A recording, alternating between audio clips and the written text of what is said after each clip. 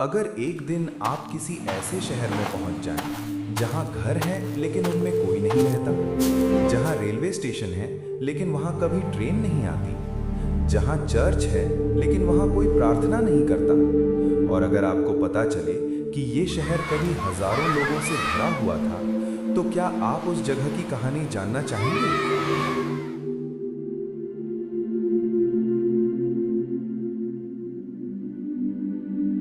आज हम बात करेंगे धनुषकोडी की, भारत का वो शहर जिसे समुद्र ने एक ही रात में निगल लिया। लेकिन असली सवाल ये है, क्या ये सिर्फ एक प्राकृतिक आपदा थी, या इस शहर के पीछे छुपी है इंसान के अहंकार और प्रकृति के संतुलन की एक गहरी कहानी? और इस कहानी में छुपा है हमारी जिंदगी के लिए एक बहुत बड़ा सबक। 1964 से पहले धनुषकोडी एक छोटा लेकिन जीवंत शहर था।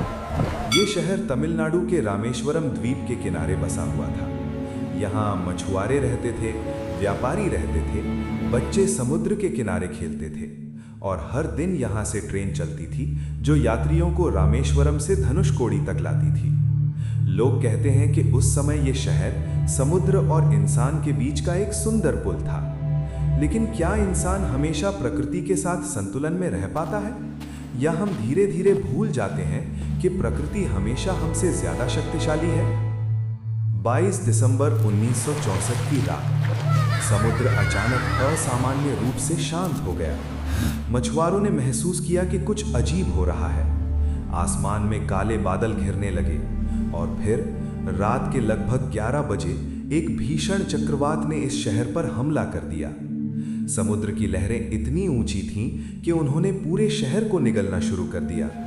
रेलवे ट्रैक टूट गए, घरों की दीवारें गिरने लगीं, और उस रात एक ट्रेन धनुषकोडी स्टेशन की ओर बढ़ रही थी, लेकिन वो कभी अपने गंतव्य तक नहीं पहुंची। समुद्र ने उसे भी निगल लिया। सैकड़ों लोग उस रात समुद्र की लहरों में खो गए।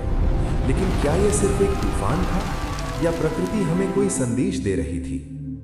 सुबह जब सूरज निकला तो धनुषकोडी शहर लगभग खत्म हो चुका था।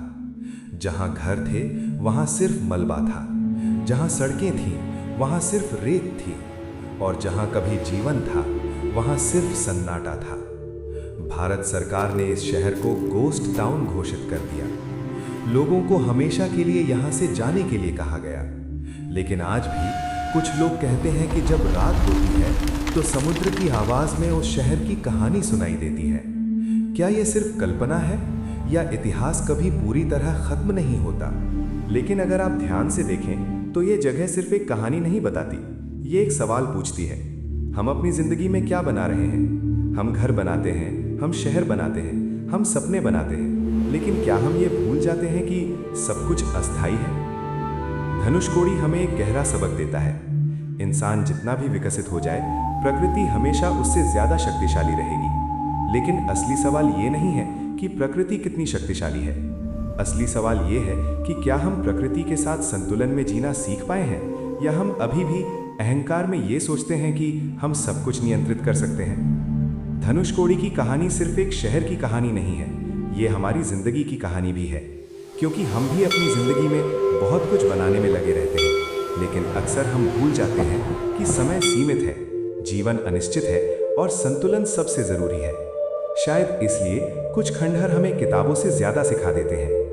तो अगली बार अगर आप कभी धनुषकोडी के खंडहरों के बीच खड़े हों तो खुद से एक सवाल जरूर पूछिएगा, क्या हम अपनी जिंदगी को सही चीजों पर बना रहे हैं, या हम भी ऐसे सपनों का शहर बना रहे हैं जो एक दिन अचानक गायब हो सकता है? इसके बारे में आप क्या सोचते हैं? अगर आपको इस कहानी के बारे में और जानकारी चाहिए तो हमें कमेंट में ज़रूर बताइए।